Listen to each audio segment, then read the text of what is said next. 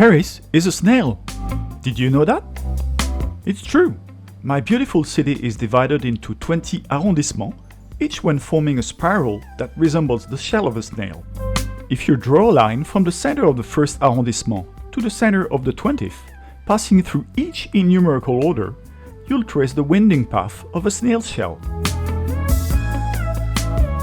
And did you know that most tourists only explore the 9 central arrondissements of Paris, along with the 18th, home to the famous Montmartre? It's quite understandable. If you've watched my video showcasing the top 10 places to visit in Paris, you'll notice that all of them, with the exception of the Palace of Versailles, are located within those central Paris arrondissements. The Louvre, the Eiffel Tower, the Arc de Triomphe, Montmartre, the Orsay Museum, the Opéra Garnier, the Pompidou Museum, the Sainte-Chapelle, and, very soon open again, Notre Dame. All are situated in this red highlighted arrondissement in the heart of Paris. Does that mean there are no interesting sites to discover in the outer arrondissement of Paris?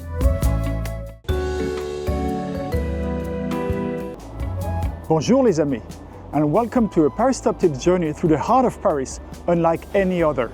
While the iconic landmarks of the 1st to the 9th arrondissement and the charming streets of Montmartre in the 18th arrondissement are must-sees for any visitors to Paris, today we are venturing off the beaten path.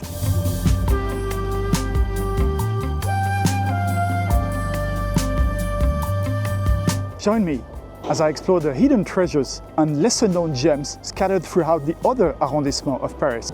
From historic landmarks steeped in centuries of history to beautiful gardens offering moments of tranquility, and from great museums to fascinating attractions waiting to be discovered, Paris beckons with a wealth of hidden delights.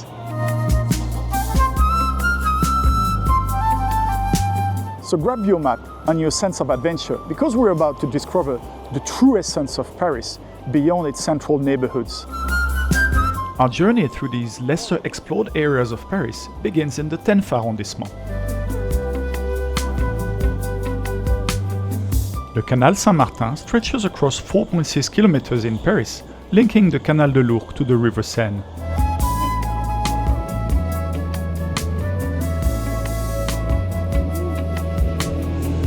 Half of its length, extending from Place de la Bastille to my current location, is covered, and it emerges at the Écluse du Temple, or Temple Lock.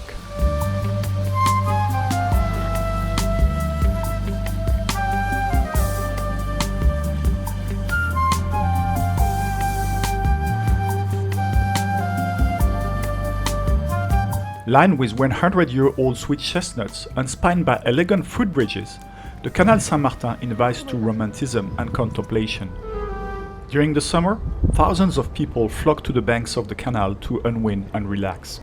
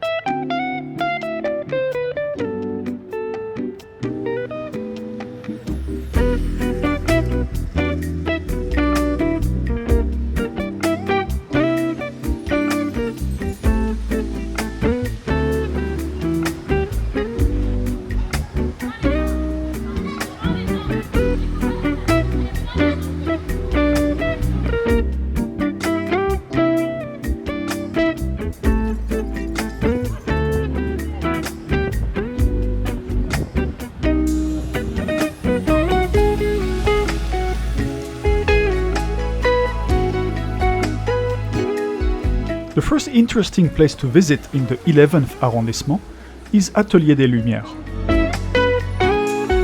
Once a steel foundry, this venue has been transformed into a digital art center, which opened its doors in 2018.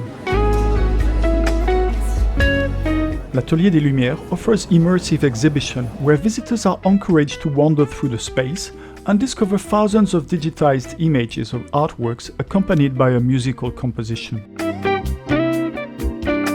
This creates the sensation of being fully immersed in the paintings. I had to mute the sound of these musical works to avoid copyright infringement.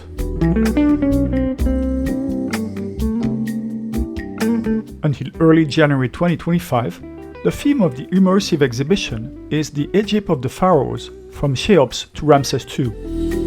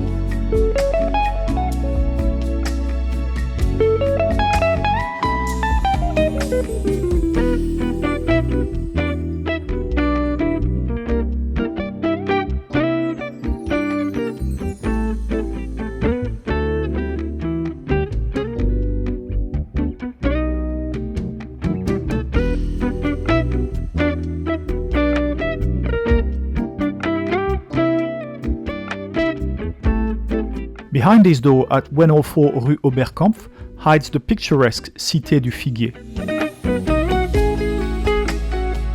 Cobbled alley, colorful houses, pretty glass roofs and abundant plants, you almost feel like you have left Paris. And behind this ugly door at 154 Rue Oberkampf, the door is closed, you'll have to wait for someone to open it, hides a treasure, undoubtedly the most bucolic street in Paris, the Cité Durmar.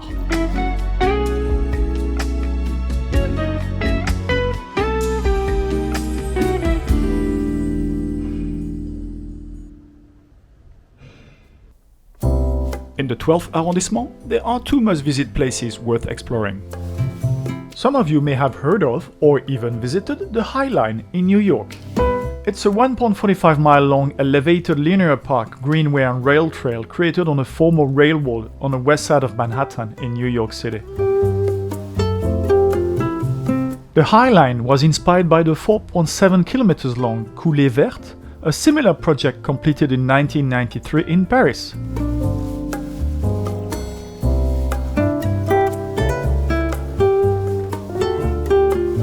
The Coulée Verte, which you can translate as Green River, is also called sometimes Promenade Plantée or Planted Promenade. It is an extensive green belt that follows the old Vincennes railway line. 4.7 kilometers long, it's an eastward path that ends at the Boulevard Périphérique Beltway. From 1859 to 1969, there was a railway line here. Starting as an elevated pathway, after this footbridge, the Coulée Verte is now at street level. We are here right in the heart of the 12th arrondissement, yet it feels as though we are miles away from the bustling city center.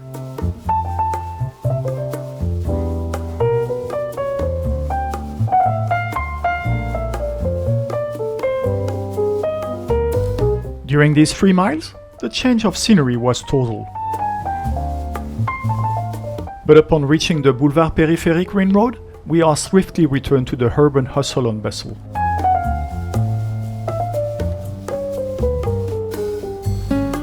From the end of the Coulée Verte, you are less than a kilometer away from the Immigration History Museum.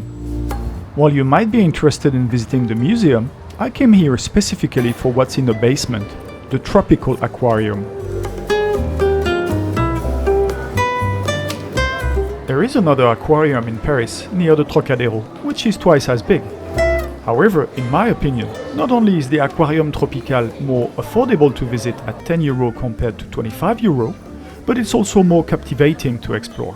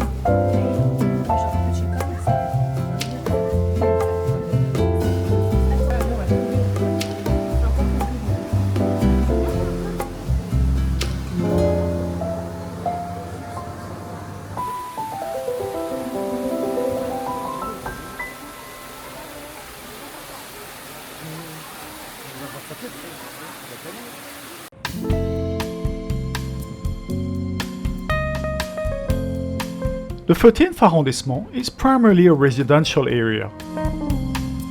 While it may not boast many notable attractions, the Butte-aux-Cailles neighborhood stands out with its charming village-like atmosphere and renowned street art scene. Today, the Butte-aux-Cailles area attracts a young, trendy and lively Parisian crowd to its plethora of small bars and restaurants. It is also indisputably the most appealing district of Paris for aficionados of street art.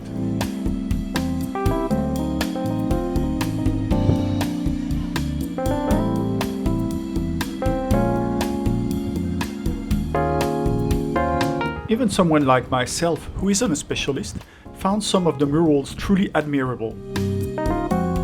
It reminds me a little bit of the Wynwood neighborhood in Miami.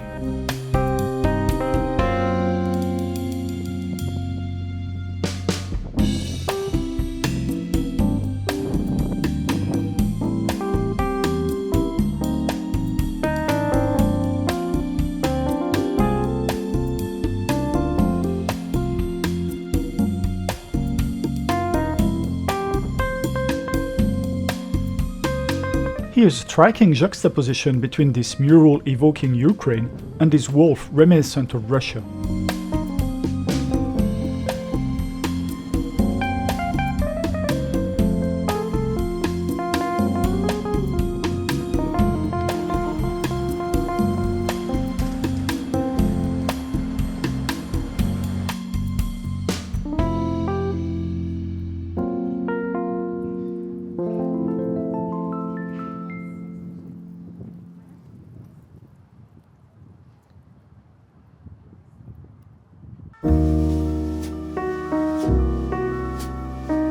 For our first must-see in the 14th, we are set to experience a dramatic shift in ambiance as we venture into the renowned Catacombes of Paris. Make sure to pre-book online as it's often complete throughout the day. Beneath Paris lies a huge network of ancient limestone and gypsum quarries. In this particular quarry, the ossuaries from various Parisian cemeteries were relocated during the 18th and 19th centuries, hence its designation as the Catacombes. There are 131 steps to get down.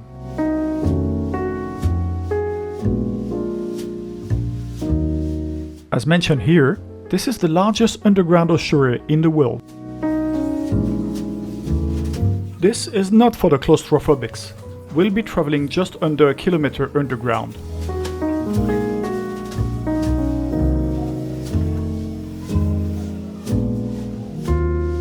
And our journey begins with an early straight 500-meter path leading to the ossuary.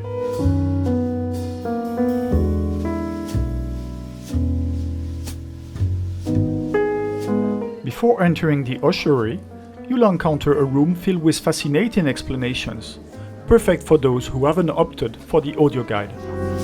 Stop, here is the Empire of Death. Do not touch anything and do not smoke.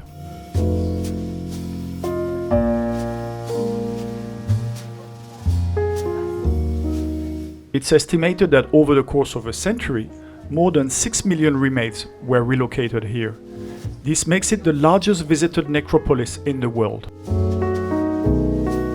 17 cemeteries, 145 monasteries, convents, and religious communities, along with 160 places of worship surrounded by their own cemeteries, all contributed to feeding the underground quarries.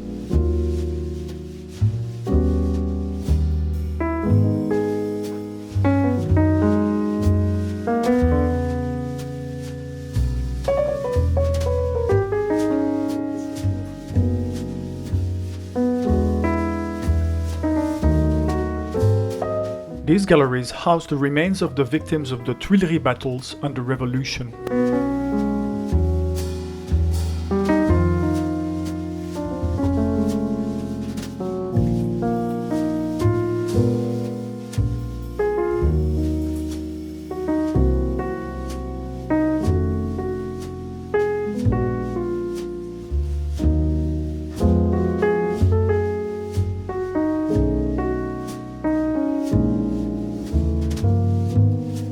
In this sculpture, aside from the skulls, all the bones are tibias.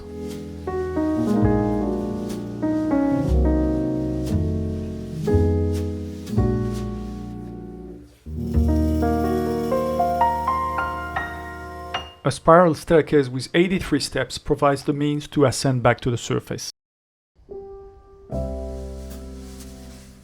Also located in the 14th arrondissement, Parc Montsouris is only 600 meters away from the exit of the Catacombes. This park, one of the largest in Paris, has been designed as an English landscape garden.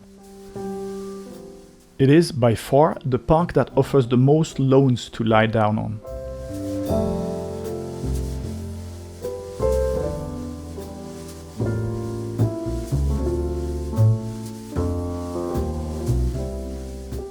There is a nice cafe there.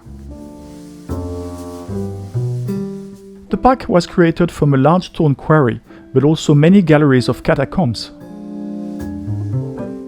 Every feature of the park was designed to create an idealized natural landscape with space for both relaxation and recreation, which could be enjoyed by all classes of Parisians. And I must say, for me, the result is absolutely magnificent.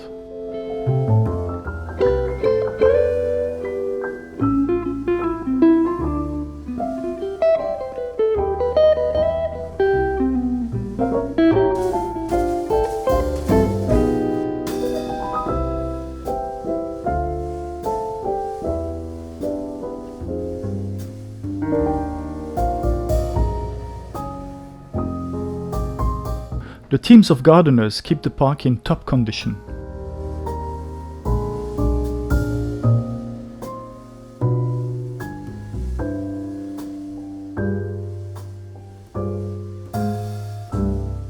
You can find yoga classes or relaxation.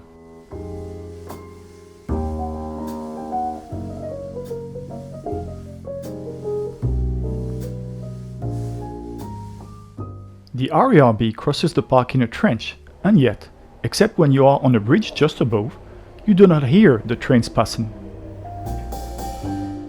There are many kids' playgrounds throughout the park.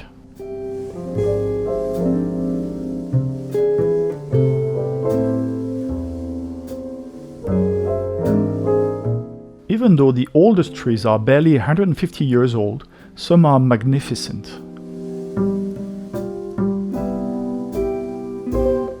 There is also a pleasant rose garden.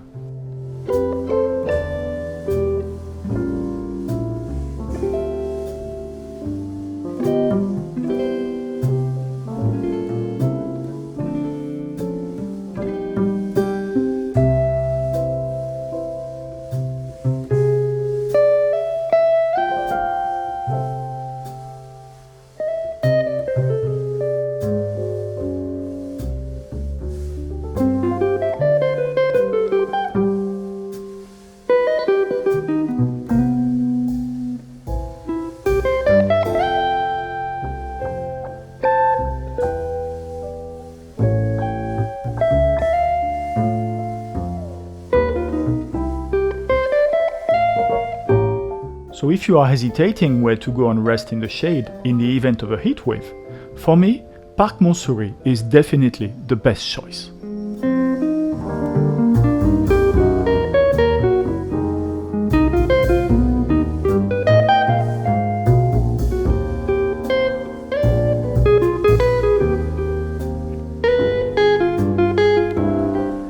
Our final gem in the 14th arrondissement, Rue des Thermopyles, offers a genuine sanctuary of tranquility nestled in the heart of Paris. The houses in this beautiful cobbled street are no taller than 3 stories, their facades adorned with wisteria and flowers.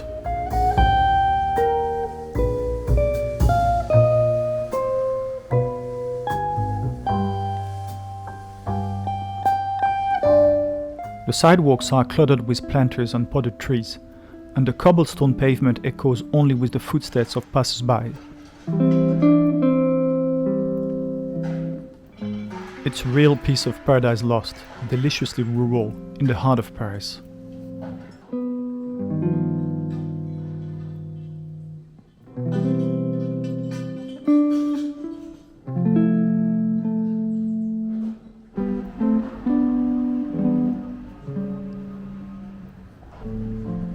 From the end of the alley, on Rue Raymond-Losserand, we are barely 50 meters from the Pernety metro station.